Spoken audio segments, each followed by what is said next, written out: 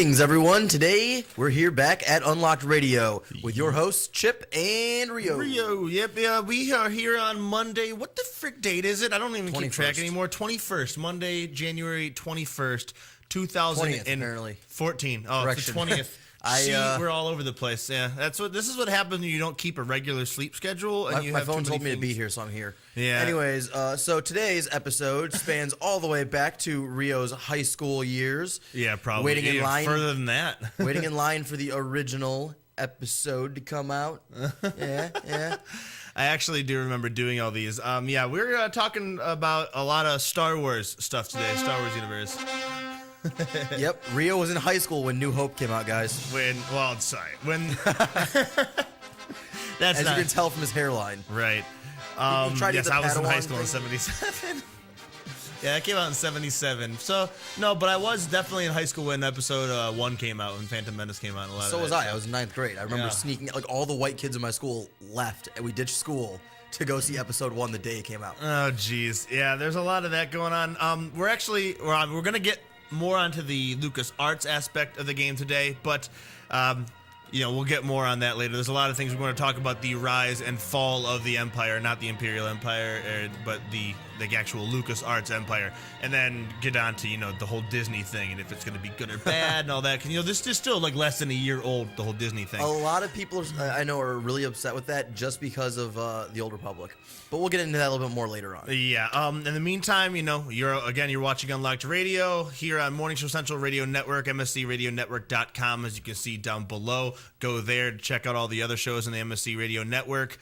We will be followed by High on Sports, and then everything in between, as usual. You can always check us on Facebook, facebook.com/UnlockedRadio, Twitter at Unlocked Radio, youtube.com/Unlocked Radio. Subscribe to us and watch any episodes you might have missed, or catch this if you end up having to do something else. You take a pee break, you miss something, you don't understand what the inside joke is going on, what have you. It's okay. A lot of times you won't understand our inside jokes in the first place because Rio and I come up with them before the show. Pretty much. So we've known each other for 6-7 years now? It's been quite some time.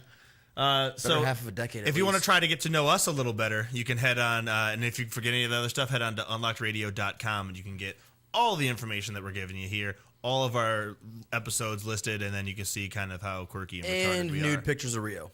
Ooh. I forgot that I uploaded those.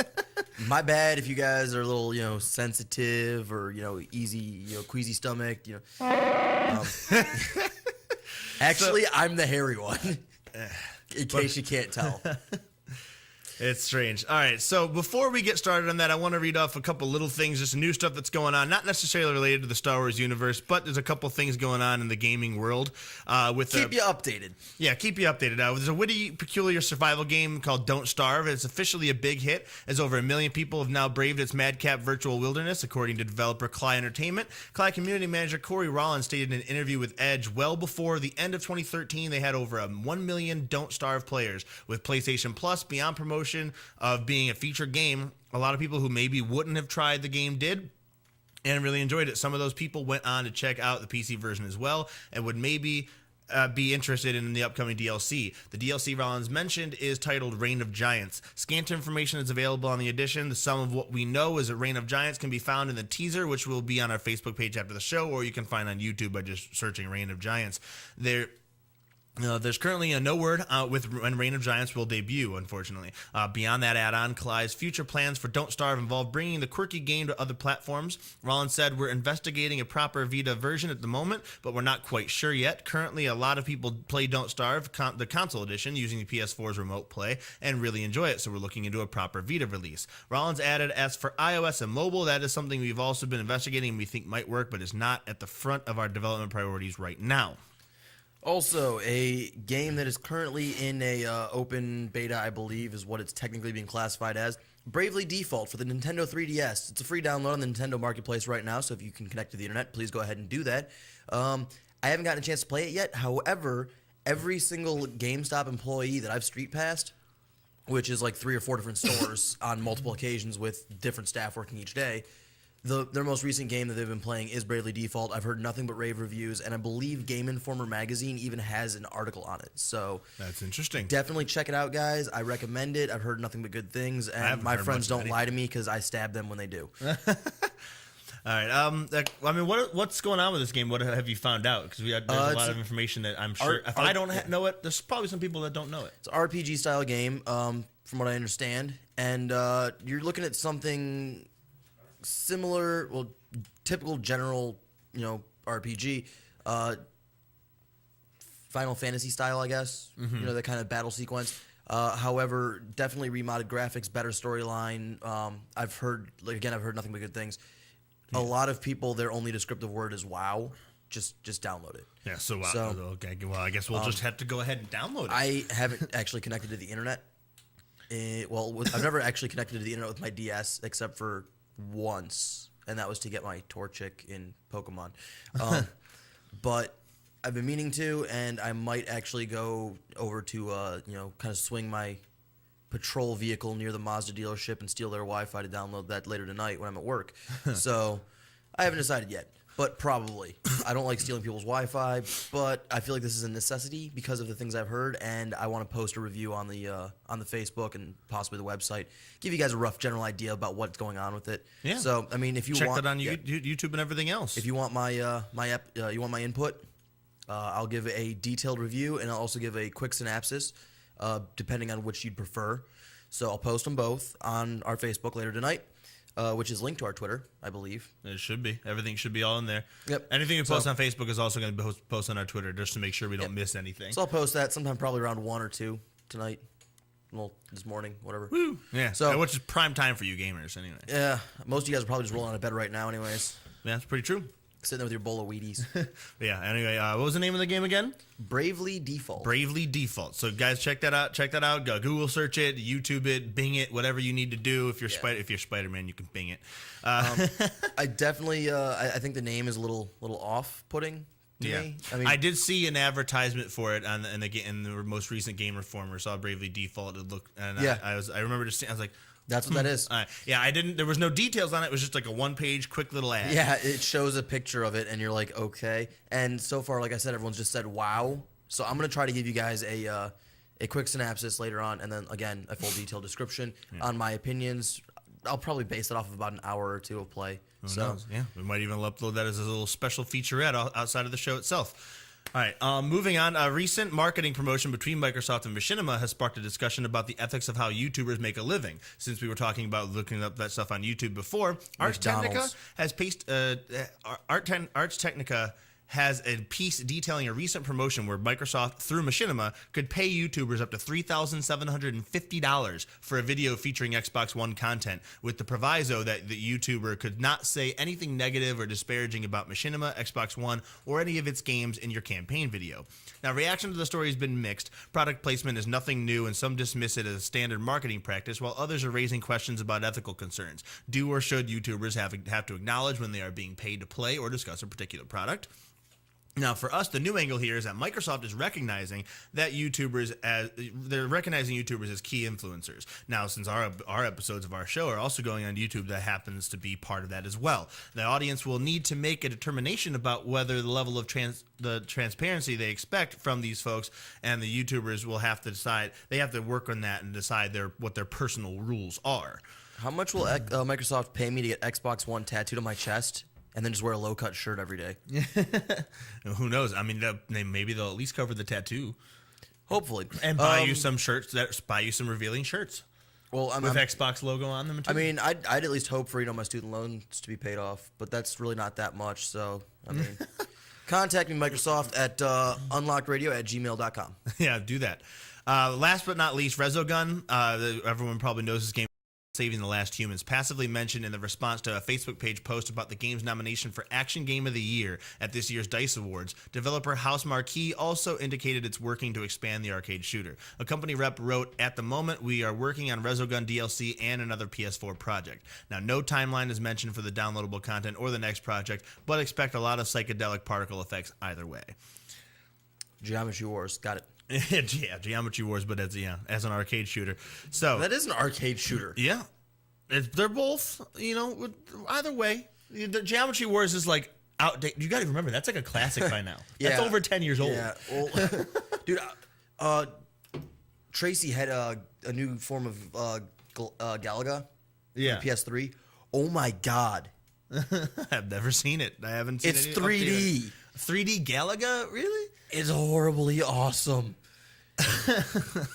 I was playing it, like I couldn't blink for like 20 minutes. Like it was. It's been a long time since I've gone that long without blinking. I remember they tried to make a 3D version of Contra, but still kept it linear, and it was probably one of the worst things I've ever seen in my life. This was actually really good because of the different firing patterns you can have, the different emotions and stuff. Definitely a Star Wars style, kind of thing going on. Probably space battles and everything else. Which actually brings up another point. Did you ever play that 3D Centipede game they came out with? No, I didn't do that either. I saw it, I never played it. Yeah, don't do it. I wouldn't imagine that it was worth my time. I wouldn't do it. However, I do that having this. I was thinking like just like X-wing and all that stuff like that with the Star Wars battles. I'm like, is this Galaga like? Are they still going back and forth like stupid, or are they actually? Oh no, or are you just in a massive space battle? It's pretty much a massive space battle. I mean, they stay in their formations, for the most part.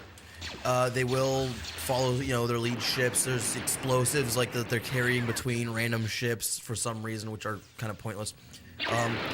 You can change your ship like angle, I guess, not angle, formation. Yeah. So you'll be like shooting just forward, or you can be shooting in the to the four corners. Huh. Which is really cool. Especially if you get surrounded and you're like, oh crap. But yeah, dude, there's some crazy stuff going on with that game, and sounds like I'd rather that be the new Gradius instead. Yeah, I'm just glad I wasn't high when I started playing it, because that would have been really bad. We don't promote you getting high here on our TV. I can't get high. I'm not allowed. Oh yeah. Well. You gotta be one of those people. I've been smoking since the day I was born. I can't get high anymore. No, I'm just not allowed by law. Yeah. My one job will test me regularly, and I can't. So, and by regularly I mean enough that even niacin won't work. Who knows? It takes too long. Strong am I with the Force. You must be. Yeah. Do not. There is no try. I mean, now. All right, let's get back onto the Star Wars kick, because there's a lot to cover. There really is. If you recall, LucasArts itself lasted for 31 years. Yep. So that's 31 years to cover. Now, granted, a lot of that, like the old school like PC games, where you had you just ducked from cover to cover in like the little hallway. You had to keep shooting, and it had like. Remember, they would just do like live action sprites and record a movement, and you had to keep doing those over and over again for like Rebel Assault. Yeah. Those, oddly enough, like back then, those games were sweet. Yeah, and then they came out with actually good Star Wars games. Yeah, and then they also came out with actually bad Star Wars games, like they had like the different like the fighting games and everything, and then they had. Pod Racer was actually a really good one, despite what a lot of I did like Pod Racer a lot, especially Dave & Buster's. Yeah. I couldn't help but laugh at how people were, trying to like angle around corners and stuff, and they would get like it's lagging. Why isn't it working right? Dude, you're hovering over the ground. It's not like a car where you turn the wheel and you immediately turn. No, you're in the air. You're not going to turn instantly. You're going to drift a little bit. It's like driving a boat, which I think is part of why I was so good at that. It's possible. I enjoyed the absolute living crap out of that game. I enjoyed Rebel Assault. I loved Rogue Squadron, actually, because it was not only was it one of the best Star Wars games, but it was also one of the few good actual like airplane battle games. Like it was actually one of the better dogfights that were available. There was a couple of them out there, but that was definitely one of the top ranked. Yeah, because before that, I think my favorite was probably like Independence Day, and even that was still pretty bad, like for PlayStation 1. I don't know, man. What was I can't remember the name of the one I used to play. It was World War II style. It was on the computer. It was really good, actually. Frick, I know the name of that game. I played it forever. I always had the red German ship, so. Yeah, Aces Over Europe. Doesn't sound right. I think that was one of the ones that was there. There's like a couple of them. There were Aces Over something, and I remember Aces Over Europe was one of the ones that I played. There was Aces Over Europe. There was Ace Commando. There was Sky Battle 3. Well, there was 3 Sky Battles, obviously. None of those seem to really hit me. I can't remember the name of it, and it's really not that important right now.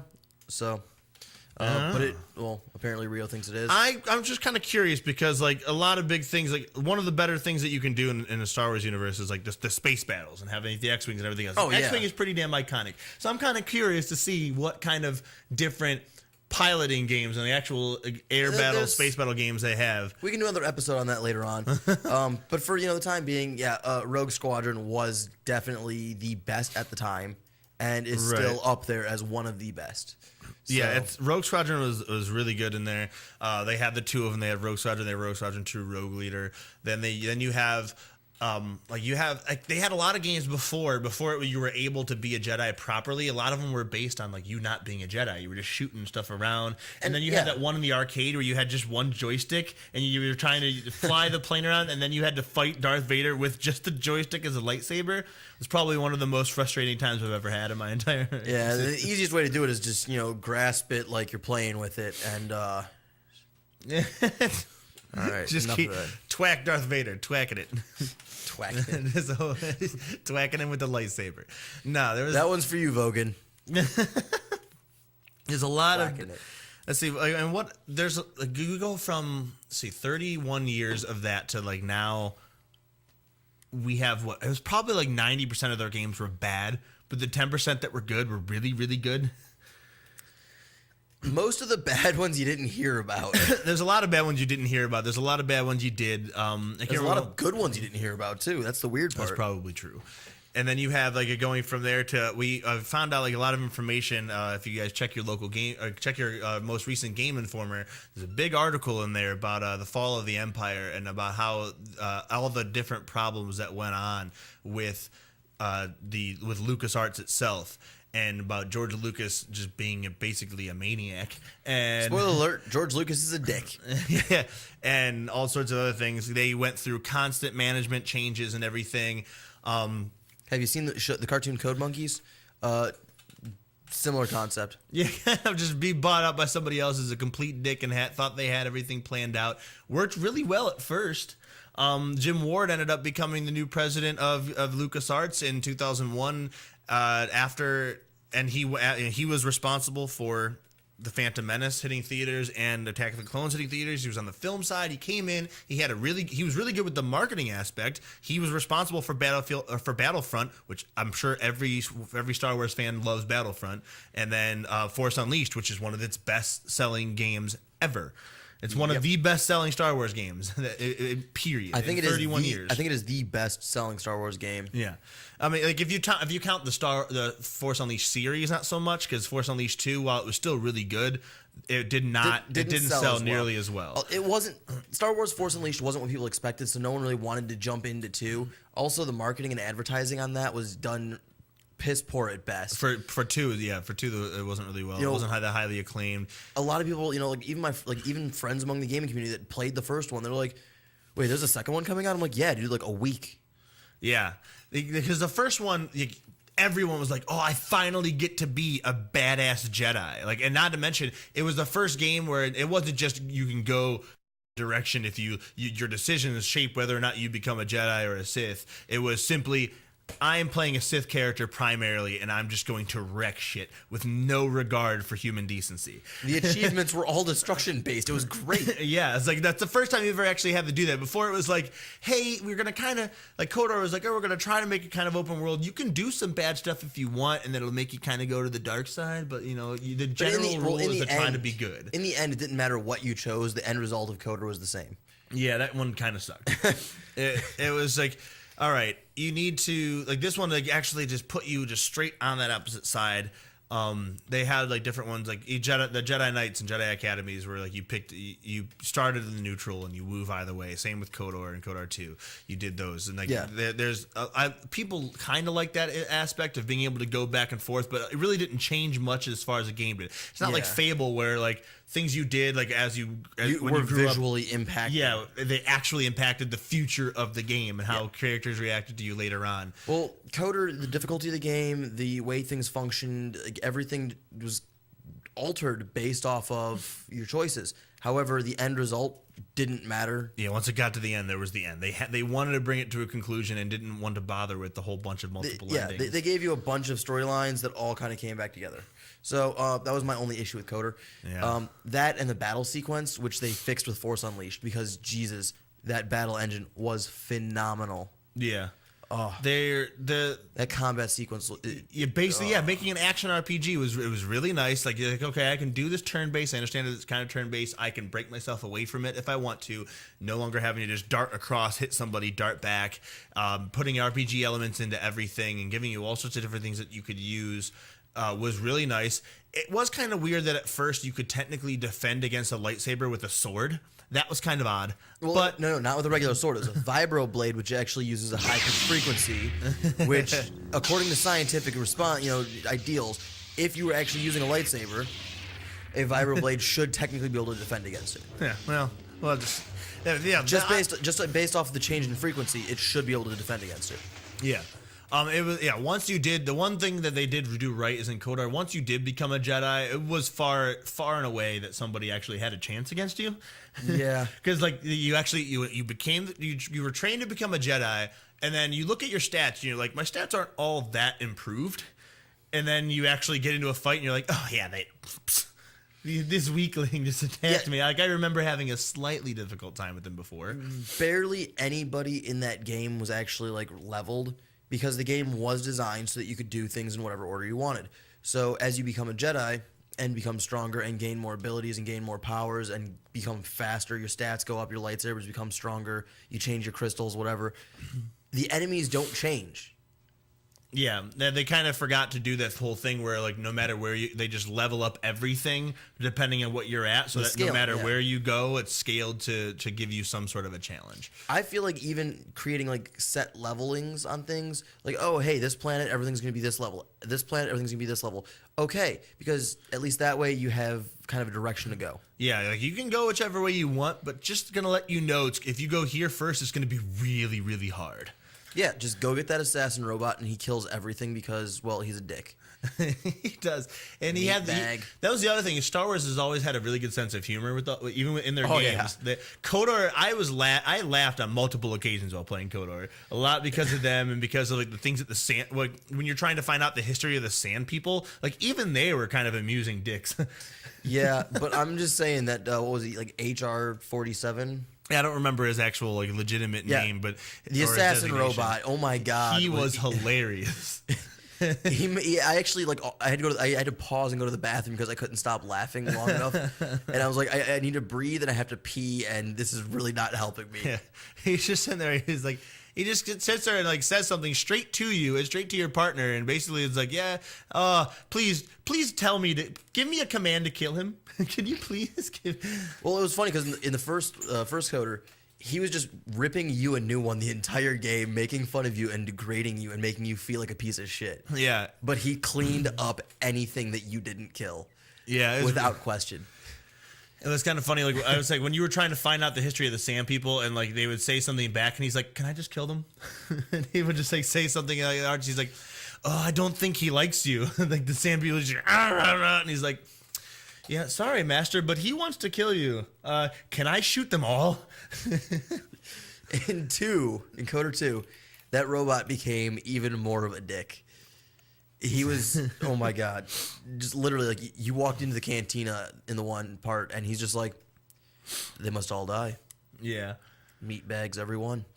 It's like, what? Yeah, certain things like that. See, that's like one of that's not only just a really good Star Wars game, it's a really good game in general. Star Wars games had a lot, like the ones that were really good were good across the board, not just good in the Star Wars universe. Yep. But good for LucasArts, but they were good all around.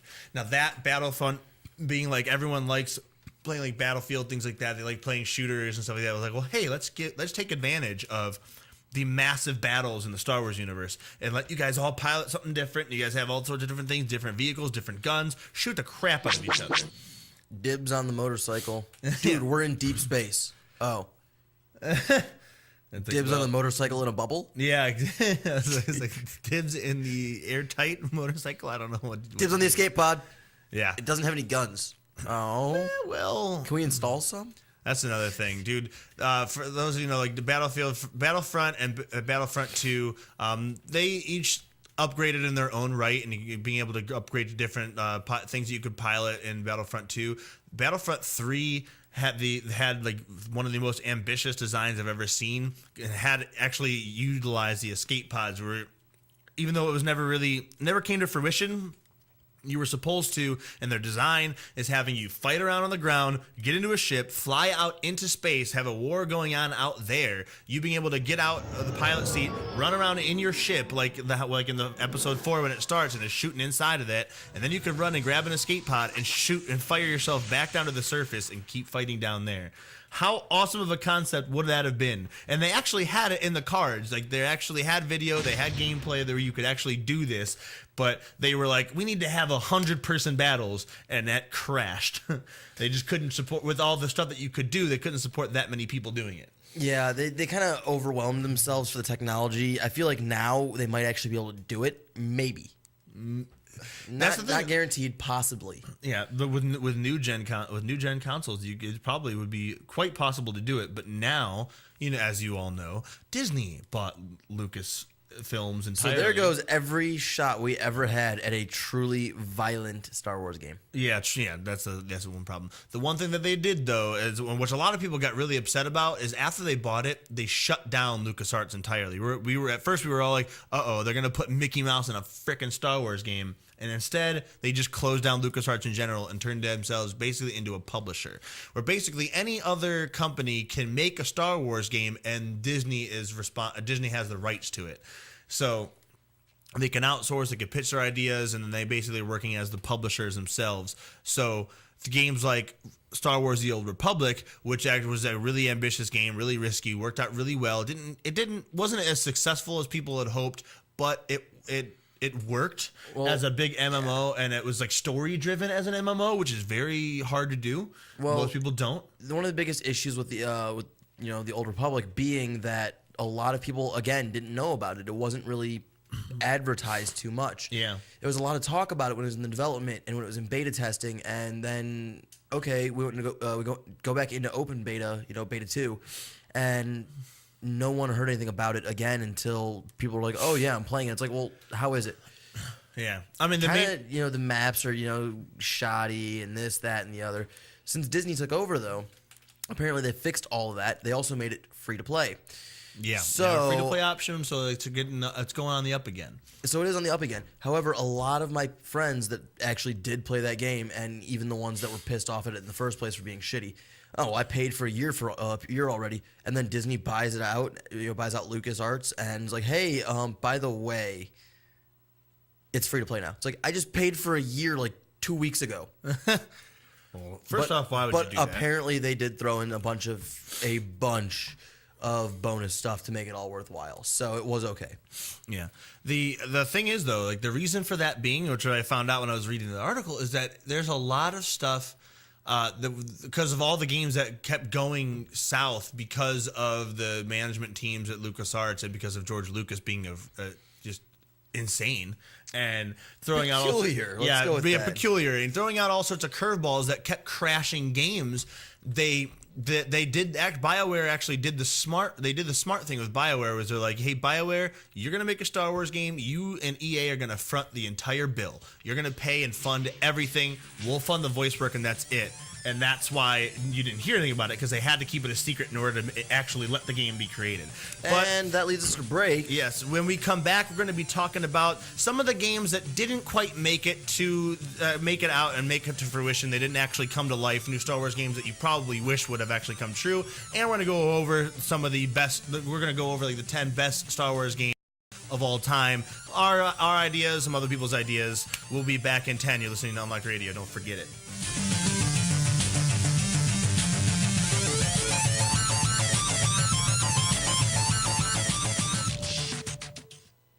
Oh, great. Not another Farmville request. Check us out on Facebook at facebook.com/morningshowcentral. Denying one Farmville request at a time. I know.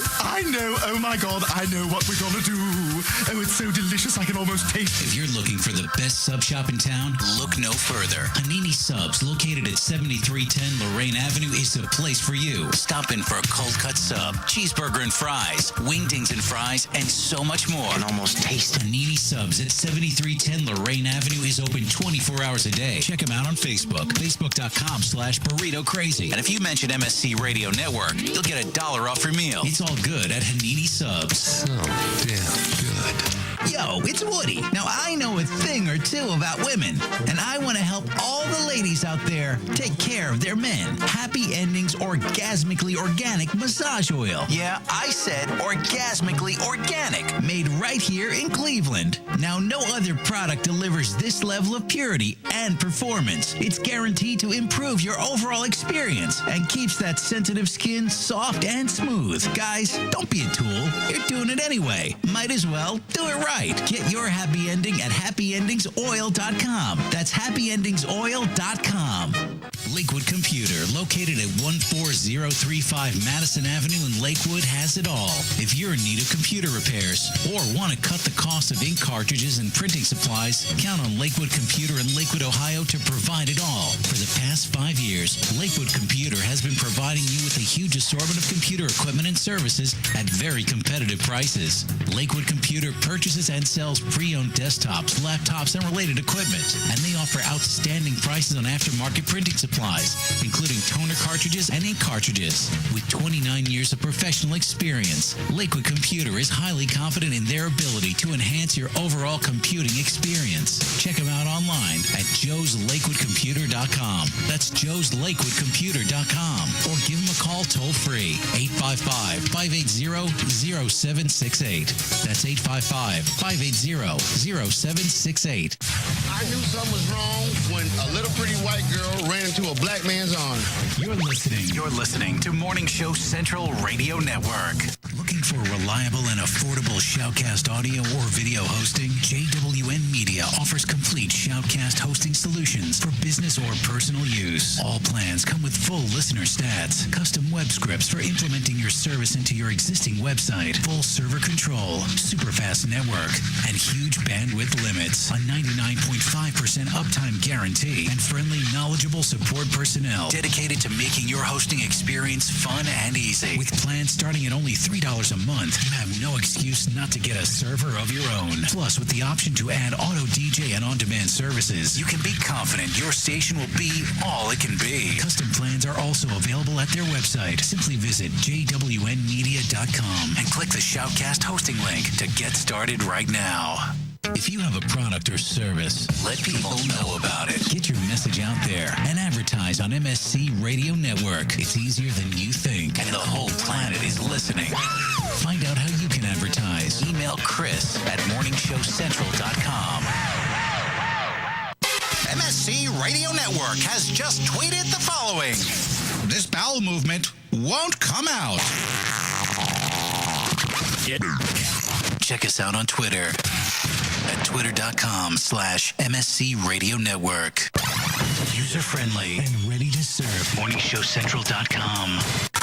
Call the show toll-free. 1-888-668-0742. You're listening to Morning Show Central Radio Network on morningshowcentral.com. Oh, wow. Language. Okay, he was PMSing. You're listening to Morning Show Central Radio Network. This is President Barack Obama, and you're listening to MSC Radio Network.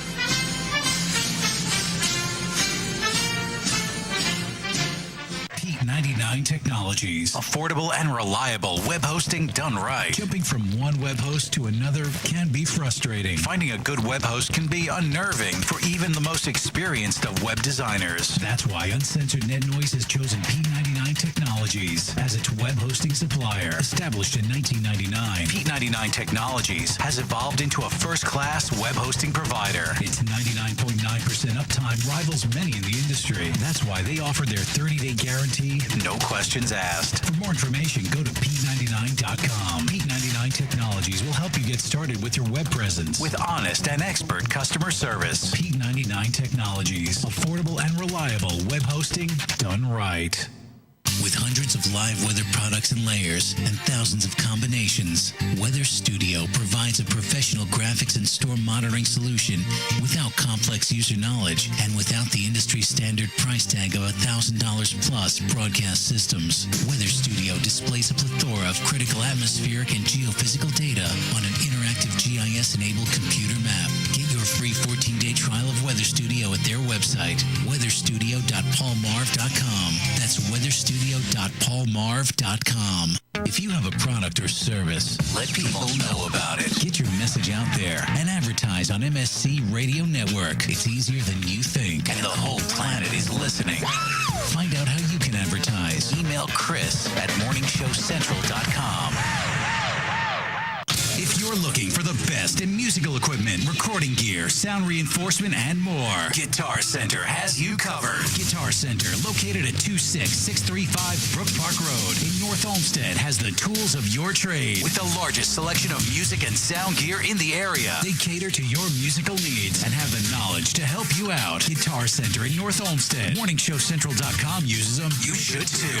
Need to know more? Go to GuitarCenter.com. Lakewood Computer, located at 14035 Madison Avenue in Lakewood, has it all. If you're in need of computer repairs or want to cut the cost of ink cartridges and printing supplies, count on Lakewood Computer in Lakewood, Ohio to provide it all. For the past 5 years, Lakewood Computer has been providing you with a huge assortment of computer equipment and services at very competitive prices. Lakewood Computer purchases and sells pre-owned desktops, laptops, and related equipment, and they offer outstanding prices on aftermarket printing supplies, including toner cartridges and ink cartridges. With 29 years of professional experience, Lakewood Computer is highly confident in their ability to enhance your overall computing experience. Check them out online at joeslakewoodcomputer.com. That's joeslakewoodcomputer.com. Or give them a call toll-free, 855-580-0768. That's 855-580-0768. Call the show toll-free, 1-888-668-0742. You're listening to Morning Show Central Radio Network on morningshowcentral.com. You're listening to Morning Show Central Radio Network.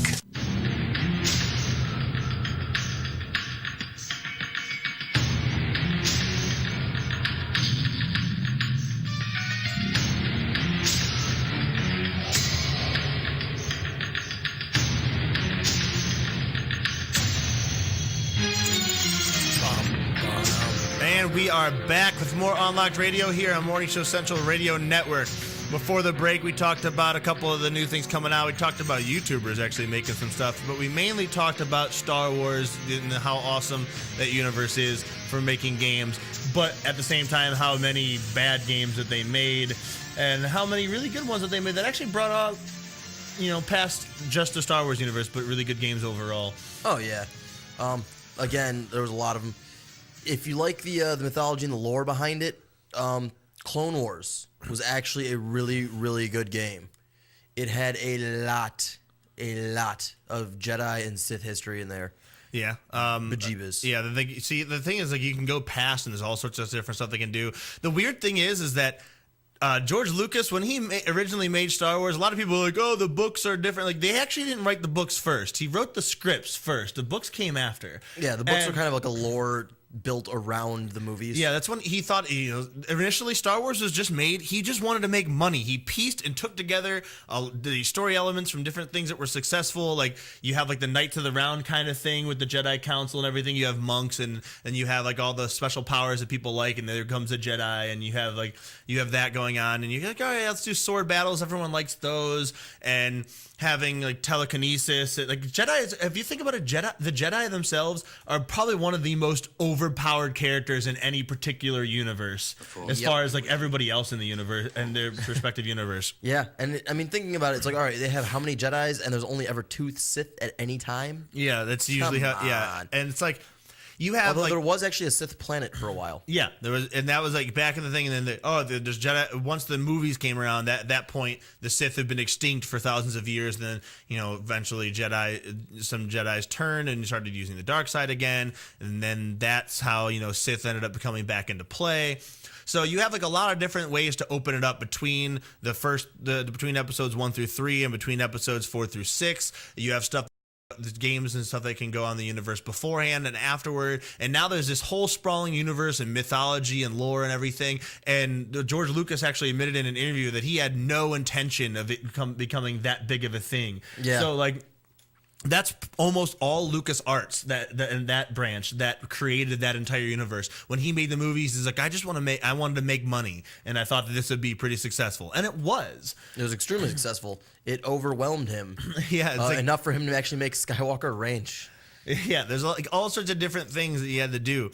There was a point, and I was talking to this with you about it before the show, about things that he would just kind of come in and do. For most of you, some of you might know this, some of you might not, but the game, LucasArts ended up making a game where you had a science fiction type gun and everything that changed the landscape and actually reformed and did things with actual Earth, and that became Fracture, which you've always raved about being a really good game, one of your favorites. Definitely one of my top 10.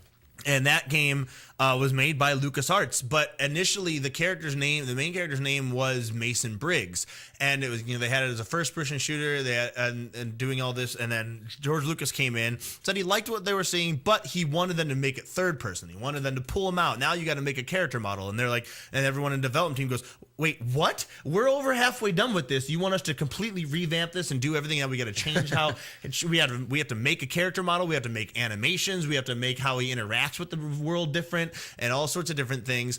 And then, oh, by the way, I don't like the name Mason Briggs. It doesn't fit. They're like, what do you mean, George? And he's like, well, when he he says, and I quote, when he jumps on stuff, he moves pretty fast. We should call him BJ Dart.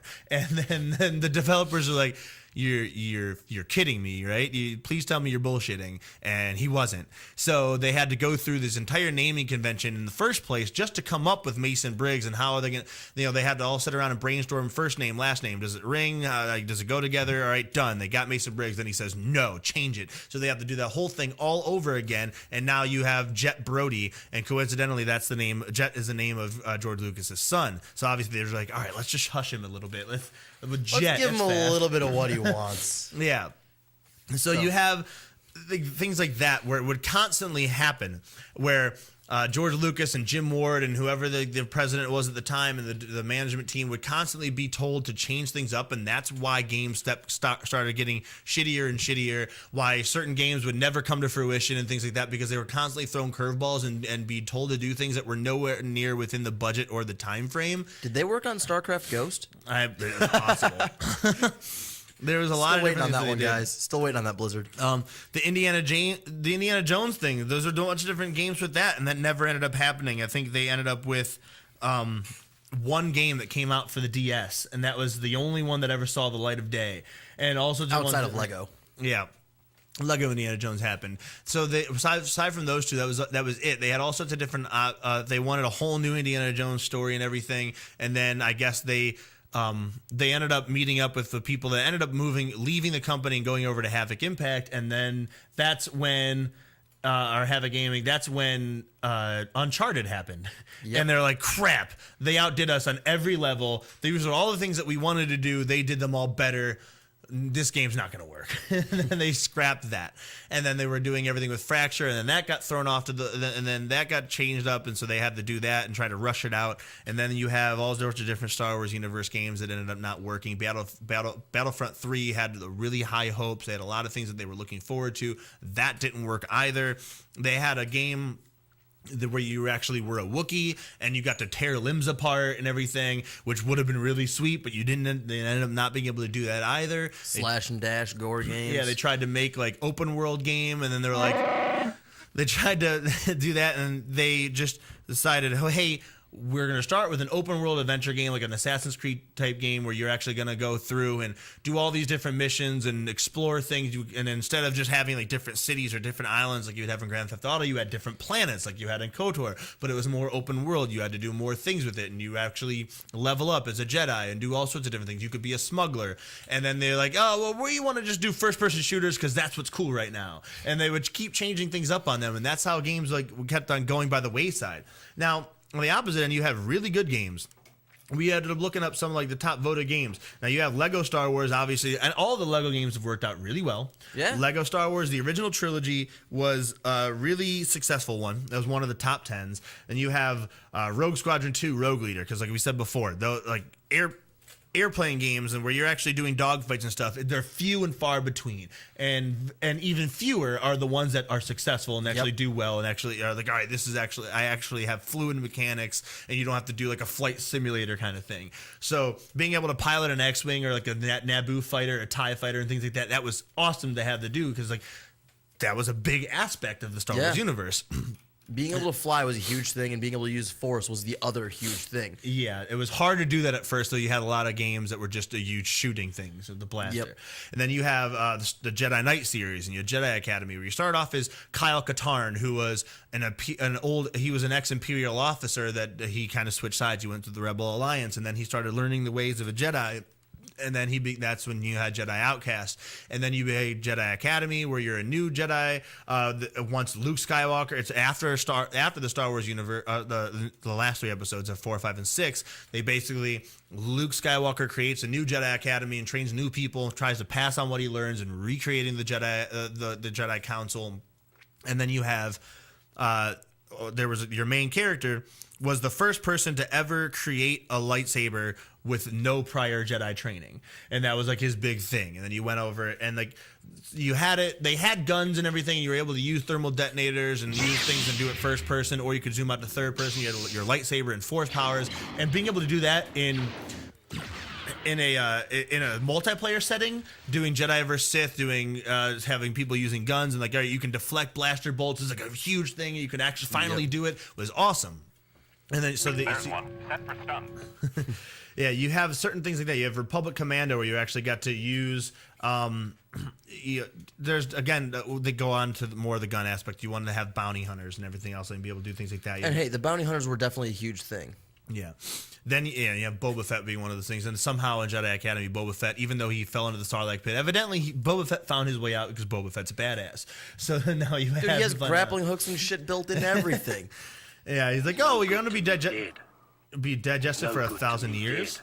And I'm just gonna go ahead and cut him open with my blaster, use a thermal detonator and a grappling hook from my belt buckle. We'll get out of here real quick. Yeah, pretty much. So then you have Star Wars Force Unleashed, which is probably, again, we said, literally was the best-selling game of the franchise. Yeah. Being able to be a Sith for the first time and just tear shit apart, using your Force lightning. You fight one of the combos. Let me force push you, then lightning you, then throw you, and then grab you and throw you around. Oh, while I'm holding you here with my force grip, I'm gonna throw my saber and just impale you with it, pull it back to me, charge you with force lightning, and turn you into a lightning grenade and throw you at your friends. One of my favorite combos in that game was just visually incredible. It was a jump, and then as you're coming down with a lightsaber, you hit your lightning and then force push. So that way when you hit them, it cuts straight through them until you stop, then electrocutes them and shoots lightning at all nearby enemies, then force pushes everyone away from you. Yeah, there's way too many different things you could do. Oh, not to mention the very first level of Force Unleashed, you get to play as Darth Vader. Yeah. Where he doesn't even run. He walks to his destination while a battle is going around with a bunch of Wookiees. A Wookiee comes at you and he just goes, snaps neck, done. Yeah, you can literally actually crush the Wookiees. A lot of people didn't catch that. You can actually literally just like catch them, and you can use a force compression and just crush them into a ball. Yeah, you did that with the Walker too. Like that was the origin of Furby, by the way. Each Furby is actually the soul of a crushed Wookiee. But no, there's one of the achievements in that game was actually kill 100 Wookiees as Darth Vader. But you only play as Darth Vader in that one level, so you just keep crushing the crap out of him. You have to do it in one run without dying too. That's the best part. Right. There's all sorts of different things that were really sweet in that game. You brought down a Star Destroyer, the giant ship that you can literally see from orbit, and you pull it down as one singular Jedi. Yep. You're just like, and get over here. Yeah, the powers in that got completely out of whack. It doesn't quite hold up to continuity when it comes to like, oh hey, now you have episode 4 and Obi-Wan's just a little man and they have this stupid saber fights, and like they were pretty much lackluster at best. And it's like, but it kind of works with like, okay, well now the Empire's crushed everything, so now technology is pretty sparse and things of that nature. But then you can go on past it, and you have your freehold skills are no match for the power of the dark side.